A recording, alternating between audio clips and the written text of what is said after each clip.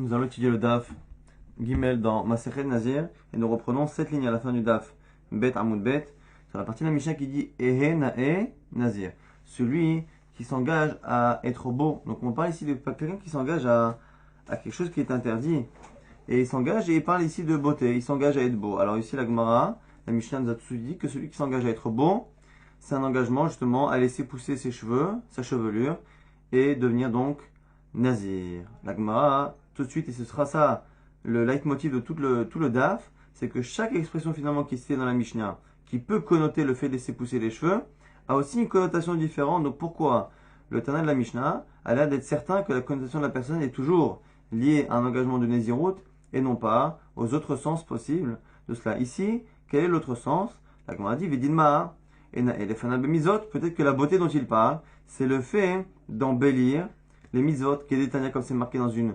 braïta, sur le pasouk de Shiratayam, de la Shira qu'on lit tous les jours, Ze'eli ve'andvehu, voici mon Dieu, ve'andvehu, et je vais l'embellir. Évidemment qu'on ne peut pas embellir un Kadosh Baruch Hu, donc le Midrash nous dit c'est quoi embellir Hachem, Ze'eli, voici mon Dieu, et je vais l'embellir, c'est pas lui que je vais embellir. Et na'el lefana b'mizot, je vais m'embellir devant lui par les mizot, c'est-à-dire, Selefana sukana'a, lulav na'e, tzitzil na'e, je prendrai pour lui une belle souka, un beau lulav, un beau tzitzit, j'écrirai pour lui un beau sefer Torah, que je vais envelopper dans des étoffes de soie belles. Donc ici à chaque fois, on voit que l'on peut parler de beauté de la personne, ou de beauté en tout cas, par rapport à la mitzvah que l'on embellit, par le fait de faire la même mitzvah, non pas de manière quelconque, mais avec une manière, avec des ustensiles, des matières qui permettent justement d'embellir la mitzvah. Donc la Gemara pose la question, pourquoi finalement Enae, la personne dit qu'elle va être belle, qui nous dit que finalement cet engagement, c'est pas un engagement à faire les mitzvot avec justement ce nom et cette beauté que l'on rajoute. On dit à ce moment-là, Shmuel, Amar Shmuel, et c'est une réponse que l'on trouvera très souvent dans le DAF par rapport à cette même question, toujours pourquoi ce sens plus qu'un autre. Et la réponse assez classique de Shmuel, Amar Shmuel, Shetafus Besa'aro, c'est un cas où il a pris ses cheveux, donc il tient son cheveu, et comme il dit Ehena et je serai beau, à ce moment-là, on comprend que même s'il y a deux possibilités de beauté, le fait qu'ici il ait tenu ses cheveux, on sait que c'est la beauté de l'engagement de Nazir, et non pas la beauté de faire les mitzvot de manière jolie. La Gemara objecte, elle dit quoi? Nizira milta de avera ve'amrele nae. Alors ici, il y a plusieurs versions dans la Gemara, comme souvent dans Masechet Nazir. Ici, il y en a qui disent que les mots milta de avera, faut les enlever. Quoi qu'il arrive, l'idée ici qui ressort dans Rashi, c'est que la question est depuis quand la Nézirut est considérée comme quelque chose de beau? Comment on peut dire que Nézira milta de avera v'amrele nae? Est-ce que c'est quelque chose que lorsque quelqu'un dit qu'il veut Nazir, on lui dit tiens, tu vas être beau, tiens, sois Nazir? Est-ce que la Nézirut est considérée comme étant belle? Pourtant, on a vu qu'il y avait une discussion, on l'a vu dans Masechet de Darim à plusieurs reprises. Et on la verra aussi ici, que selon certains, eh bien, le nazir est considéré comme étant un choté. Machal hata la nafesh, il apporte un corban parce qu'il a fauté sur une personne. La Gemara essaie de comprendre quelle est la faute. Mais en tout cas, la nézirut n'est pas quelque chose forcément de beau. Donc la Gemara nous dit, même s'il tient ses cheveux, au final, il n'y a pas réellement par rapport à Kadosh Baruch Hu d'embellissement, par rapport à la misa par rapport à l'engagement de nazir. La Gemara dit, si nazir est quelque chose qui peut être beau, et même selon ceux qui disent que Nézirut c'est une faute, c'est dans un cas particulier. Des Afilou les Rabbi Al-Azar Akapar, même selon Rabbi Al-Azar Akapar, des Amar qui lui dit que Nazir Choté, que le Nazir est un fauteur, Anémilé, ce qu'il dit, ces paroles, Gabé Nazir Tamé, il ne les a dit ces paroles que par rapport à un Nazir Tamé, un Nazir qui a été impurifié, et donc qui a dû recommencer tout son processus de Nézirut. Pourquoi? Daïdi Debae Mistar, puisqu'il doit tout recommencer, il doit arrêter son compte et recommencer.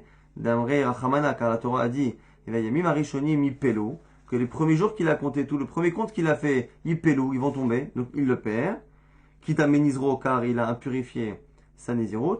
Hatam, Hu, Dilma Tilemervar al Nézirouté, c'est là-bas qu'il dit que c'est un choté, parce que c'est une Nézirut qu'il est obligé de recommencer, et bien c'est là qu'on a peur qu'il la transgresse. Avant Nazir Tahor, mais un Nazir qui est pur.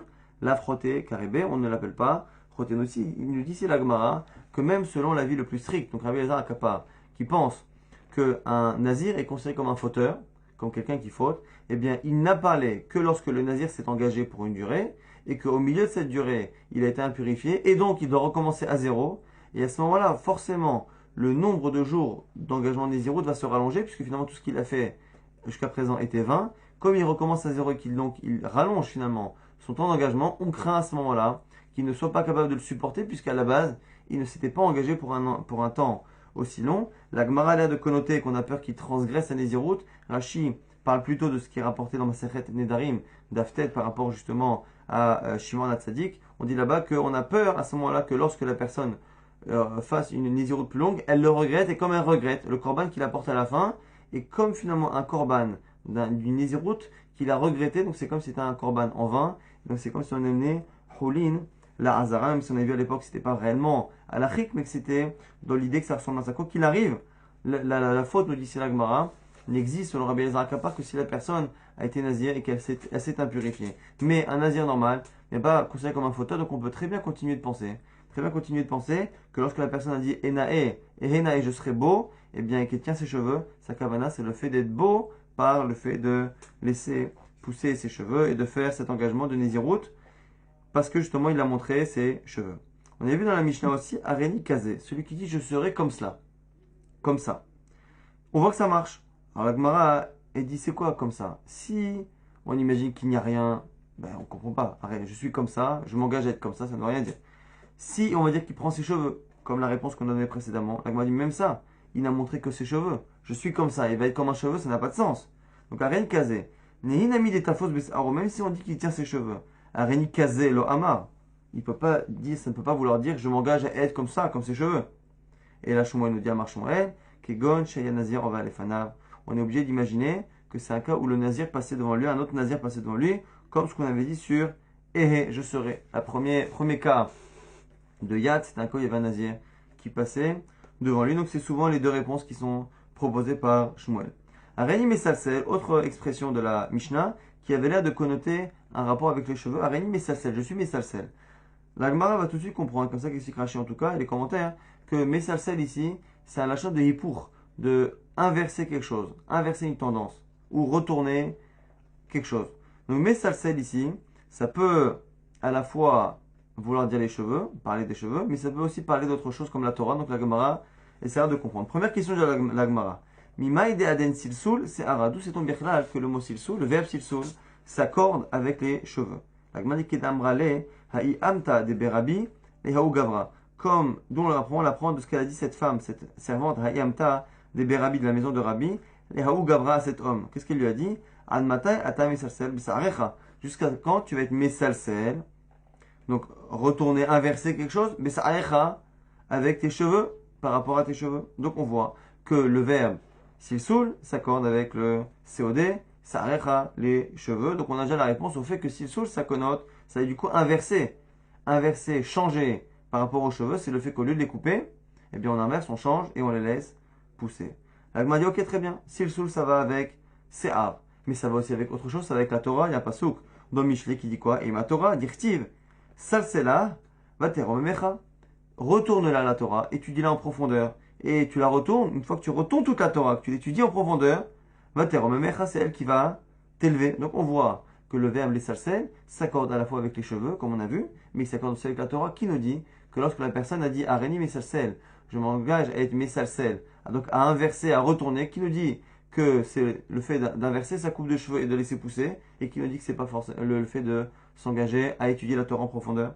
Amar Shmuel, Achanami, Shtafuz Besaro, nous dit Shmuel encore une fois ici, il faut dire que c'est quelqu'un qui tenait ses cheveux. Donc comme il tient ses cheveux et qu'il monte et il dit à ce moment-là, Areni Mesalsel, je suis Mesalsel, à ce moment-là on sait que c'est le silsoul des cheveux. Mais sinon Stam silsoul, quand on dit rien, ça peut être à la fois les cheveux et à la fois l'étude de la Torah.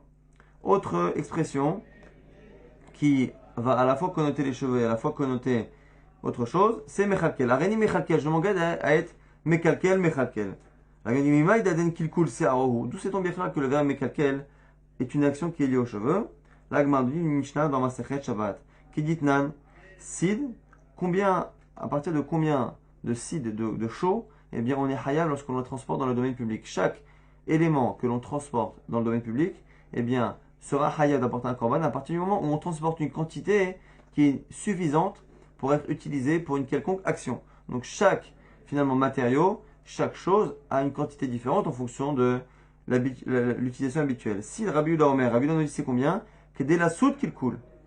De quoi mettre de la chose sur qu'il coule, c'est justement une partie des cheveux à côté des tempes. Donc du coup, à côté de la tempe, il y a une partie des cheveux qu'on appelle qu'il coule. De là, on voit que qu'il coule, c'est le fait de faire une action par rapport à une partie des cheveux. Donc le verbe lechalkel est lié aux cheveux. Ça, c'est la réponse à la première question.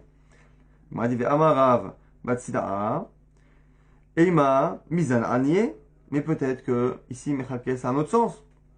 Peut-être qu'il pensait au sens d'être mizan anié, de nourrir les pauvres. On sait que les chalkel, c'est aussi nourrir, dont on l'apprend, qui dit-il dans Bereshit, mechalkel Yosef et aviv et echav. Une fois que Yosef a été rejoint par son père et ses frères en Égypte, eh bien c'est lui, la Torah nous dit, mechalkel Yosef, qu'il a nourri son père et ses frères. Donc on voit que les chalkel, effectivement, ça s'accorde avec les cheveux, ça connote aussi une action avec les cheveux, mais ça peut aussi connoter le fait de nourrir quelqu'un qui en a besoin. Comment sait-on que ici la personne qui a dit Anirani Mechalkel s'est engagée par rapport à Nazir, donc par rapport aux cheveux, et non pas de nourrir les pauvres? Amar Shmuel, Achanami, Shitafuz Bisaro, encore une fois ici, on parle d'un cas où la personne tenait ses cheveux. Donc on a plusieurs finalement enseignements, à la fois le cas où il dit qu'il est beau, à la fois le cas où il a dit qu'il sera comme ça, et bien à chaque fois, non, mais il n'a pas comme ça. Le cas où il a dit qu'il sera beau, le cas où il a dit qu'il sera misalsel, qui va inverser, le cas où il a dit qu'il est mechalkel, et bien ces trois choses-là ne marchent que si il prend ses cheveux dans la main. Par contre, Areni Kazé, je serai comme cela, ou je serai, ne marche que s'il y a un nazir qui passe devant lui. Autre chose, Arei alay le shaleach pera, Arei zé nazir.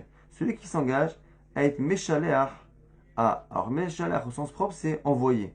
Le shaleach pera, pera donc c'est partie des cheveux, les shaleach pera donc c'est des cheveux.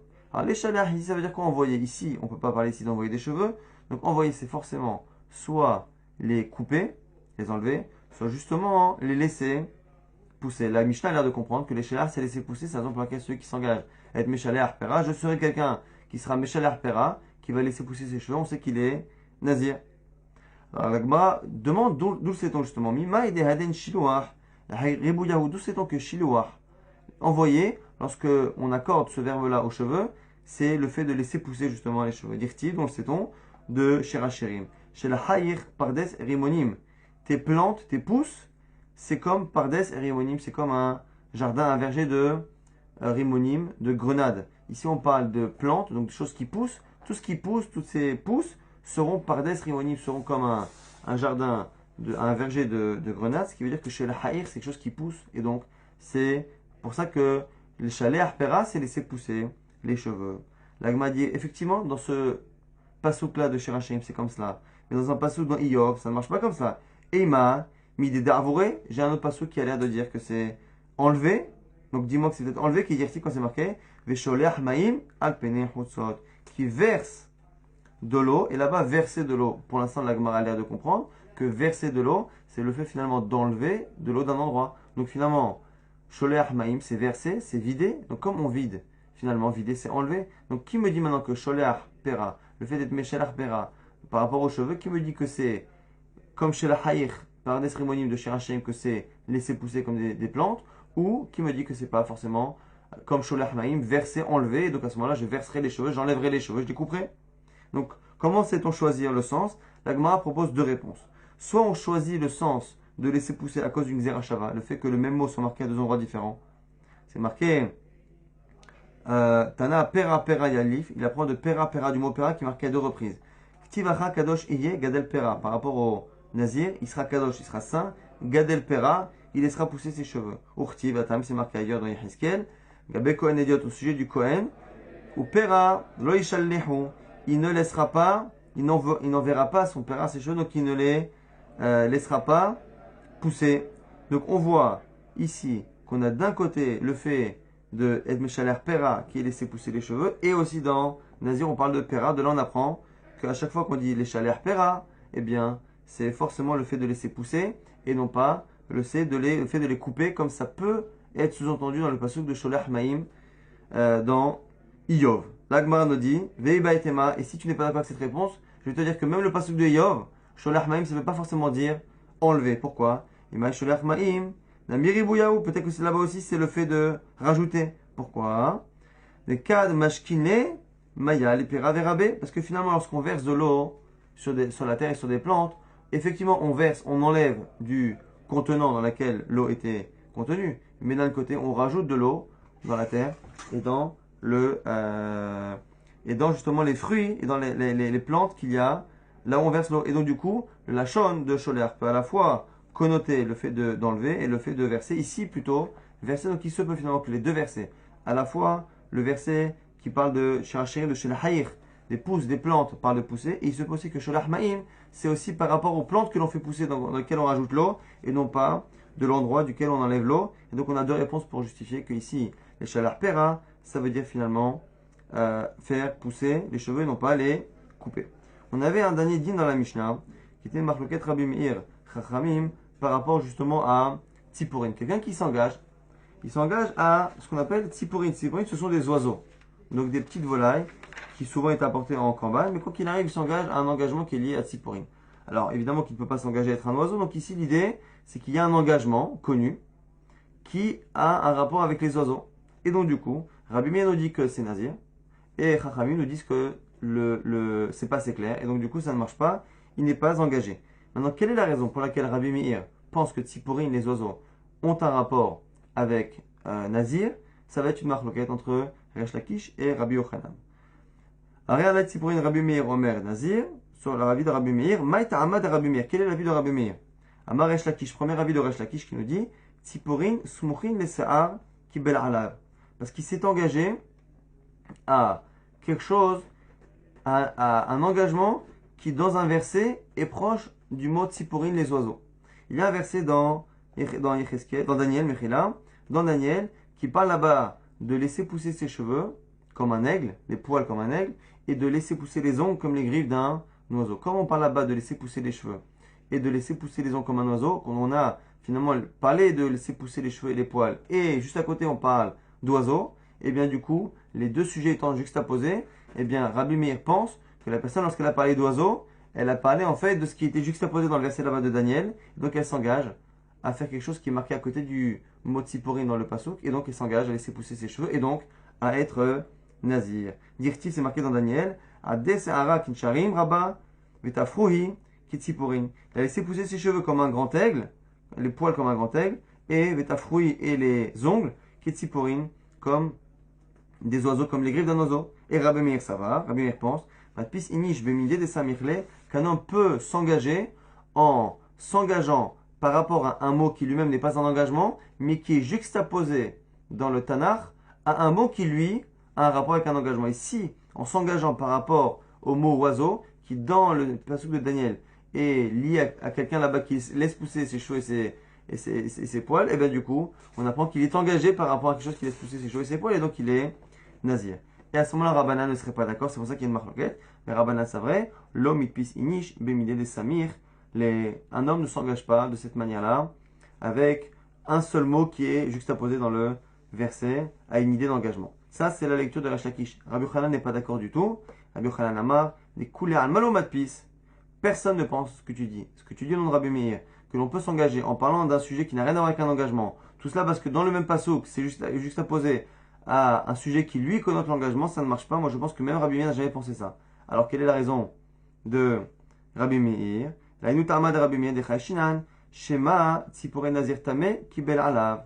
Non, on craint en fait, on pense que la personne s'est peut-être engagée à apporter des corbanotes d'un nazir tamé. Un nazir, lorsqu'il s'impurifie, il doit apporter justement des corbanotes avec de la volaille. On pense que c'est peut-être ça. L'agma dit Mirde Chayshinan Kaama Dilmatsi pour Enedava Kibel Alab. L'agma dit si tu commences à imaginer toutes les possibilités, il se peut aussi qu'ils se soient engagés à apporter d'autres corbanotes d'oiseaux qui sont Tzipor Enedava. Lorsque quelqu'un veut faire un don à Hachem, Nedava, il peut apporter entre autres des volailles. Donc qui nous dit finalement, si on commence à tout envisager, on peut aussi envisager cela? L'agma dit non, ça non. Pourquoi Imken Are alay kan mi ba'ele. Parce que sinon on aurait dû dire je m'engage à apporter ken. Ken, donc c'est une volaille. Si c'était une nedava, il aurait parlé comme cela. Le fait qu'il n'ait pas dit ça, c'est forcément autre chose. Et pour l'instant, la seule chose que l'on imagine, c'est le fait qu'il ait voulu s'engager à apporter un korban qui est typique au nazir lorsqu'il est impur. L'agma dit Vedima are alay tzipor. Tzipor et metzora ka'ama. Mais peut-être qu'il a voulu apporter les korbanot qu'apporte un metzora, quelqu'un qui est lépreux. La Gemara dit non, alors tu as raison, Kigon Shaya Nazir envers les Fanav. On est obligé de dire que c'est un cas où il y avait un Nazir qui passait devant lui. La Gemara dit Vedilma, Nazir Tameoul Potromi Korbenota, Kama, même lorsque le Nazir passe devant lui. Qui me dit qu'il veut être comme lui? Peut-être qu'il veut lui apporter des corbanotes que lui doit apporter si le corban qui passe devant lui est impur. Il doit apporter des corbanotes. Peut-être qu'il veut lui apporter des corbanotes à sa place. La Gemara dit Kigon Shaya Nazir Tahor envers les Fanav. Tu as raison. Il faut dire que le Nazir qui passe devant lui était pur. Donc finalement, on a une marloquette entre Rabbi Meir, entre Rabbi Yochanan et Resh Lakish. Pourquoi Rabbi Meir pense que la personne en parlant d'oiseau est engagée? Soit parce qu'il pense que ça fait référence aux deux sujets juxtaposés dans le passage de Daniel là-bas, à la fois les oiseaux et à la fois le fait de laisser pousser les cheveux. Soit, selon Rabbi Yochanan, c'est parce que finalement il y avait un nazir qui passe devant lui, et donc c'est comme s'il a dit je serai comme lui nazir, au point que si je m'impurifie, je serai obligé d'apporter un sacrifice. La Gemara dit Maï Benayou. Alors, quelle est finalement la nafkamina? En quoi finalement y a-t-il une différence entre le fait de penser comme Resh Lakish ou comme Rabbi Yochanan? La Gemara dit Kabenayou, qui est Amar Tziporin Asmochin et Sahar Alay. Rabbi Yochanan, quand la personne a dit je m'engage à Tziporin, aux oiseaux, Asmochin et Sahar Alay, donc qui sont juxtaposés dans le verset, eh bien, selon Rabbi Yochanan, même Afegad Avarachi, même s'il l'a dit clairement ici, In Nazir Ovale Fanav, In, Ilolo, eh bien, il faut qu'il y ait un Nazir qui passe, sinon non. Parce que, selon Rabbi Yochanan, ça ne marche jamais, que ce soit clairement dit ou pas clairement dit, on ne peut jamais s'engager par justement ricochet, par juxtaposition de versets, de passages qu'il y a dans un verset. Donc ça ne marche pas, sauf s'il y a un Nazir qui passe devant lui, et qu'à ce moment-là, il est engagé à cause du Nazir qui passe devant lui. Ilolo, et les Rajval, donc les Resh Lakish, afin garde et Nazir Ovale Fanav. Et selon Resh Lakish, même s'il n'y a pas de Nazir qui passe devant lui, ça marche. Donc effectivement, la nafkamina, c'est ce qu'il faut qu'il y ait un Nazir qui passe devant ou pas. Maintenant, l'agma objecte sur ce qu'on a dit. On a dit que selon Resh Lakish, eh bien, Rabbanan pensait qu'on ne faisait pas ce principe-là de s'engager par juxtaposition. Selon Rabbi Yochanan, personne ne le pense. L'agma dit, mais comment on peut ne pas le penser? C'est marqué dans une braïta, dans un pasouk. Est-ce que c'est possible qu'on pense qu'on ne peut pas s'engager de cette manière? Vehatania, pourtant c'est marqué. Yamin, un réseau choix. Celui qui parle de la droite, qui dit ma droite, et il s'engage à quelque chose, eh bien, le mot droite, la main droite, eh bien, connote le serment. Comment, finalement, la droite connote le serment, si ce n'est par juxtaposition? Maïta'ama, la mishum dirtiv, vayarem yimino usmolo, et la shamaim. N'est-ce pas que c'est par juxtaposition qu'on l'apprend? Parce que c'est marqué là-bas dans Daniel, qu'il a levé sa droite et sa gauche, et la shamim vers Hachem, vayashba, behaye, il a juré par la vie du monde, il a juré par ce monde. Donc on voit là-bas qu'il a levé la main droite et la main gauche, et que c'est parce que là-bas il a levé la main droite, et qu'après on dit qu'il a juré, que c'est pour ça qu'aujourd'hui lorsque quelqu'un dit sur ma droite, par ma droite que, eh bien, ici ça connote le serment. Donc tu vois bien qu'on apprend la juxtaposition, qu'à chaque fois que quelqu'un s'engage en ne parlant que de sa droite, sans dire le mot serment, tu vois bien que c'est un engagement qui fonctionne par juxtaposition. Donc comment peux-tu dire, comment pouvez-vous dire que selon certains avis, ou selon Rabbi Yochanan, selon tous les avis, ça ne marche pas? L'agma dit non, Amar, lo mishum de yamin gouffé ikre, non, dit lo, mishum de yamin gouffé ikre shwa. L'agma dit non, tu as mal compris. C'est pas qu'il y a la main droite, il y a le serment, et que finalement la personne est engagée, parce que les deux sont juxtaposés dans le verset. C'est pas cela. C'est parce que la droite elle-même, la main droite elle-même, c'est un serment. Détania, c'est une braïta qui dit, Minaïl lo yamin ishwa. D'où sait-on que la main droite est en elle-même un langage serment? Chez les marques, c'est marqué Nishba Hachem Bimino. Hachem, il a juré par sa droite. De là, on voit que la main droite elle-même, c'est un lachon d'engagement, c'est un langage de serment. Ou mina ilomer, ce mot. Et d'où sait-on que même la main gauche est pareil? Chez Ishwa, chez les mains dans le même passage, c'est marqué ou bizroa ozo, et par son bras fort. Donc on voit ici que Kadosh Baruch Hu, il jure par sa droite et par sa gauche. Et on voit ici que finalement, la droite et la gauche, la main, est un serment en soi, et non pas finalement un autre sujet, parce qu'il est juxtaposé dans un verset où on parle là-bas de main droite et de serment, que c'est pas juxtaposition. C'est pas juxtaposition, la main droite fait partie intégrante du serment. On termine avec cette Mishnah et la marloquette entre Rabbi Shimon et Chachamim. Mishnah, Reini Nazir, Nahartsanim, Minazagim, celui qui s'engage à n'être Nazir, que des pépins de raisin, ou que des agim, que des peaux, Minatiglahat, que du fait de ne pas se couper les cheveux, ou Minatouma, ou que du fait de ne pas s'impurifier. Donc que d'une partie de la Néziroute. Arez est Nazir, il est Nazir et il a tous les détails de la Néziroute qui incombent à lui. Matnitin, l'Agmar nous dit que cette Mishnah n'est pas Rabbi Shimon. Dès lors que Rabbi Shimon, pourquoi? Tania Karabi Shimon pense, Omer, Eino Chayav Hachi Dormi Kulam, parce que lui pense que tant qu'il ne s'est pas engagé sur tout, eh bien, il n'y a pas de Neder, de Nazir, alors que Rabbanan Amre, Afilou lo Nazar. Et là, Bechad Minehon, Arrêvé Nazir, alors que Rabbanan pense que même s'il ne s'est engagé que sur un, mais qu'il a dit le mot Nazir, il est engagé sur tout.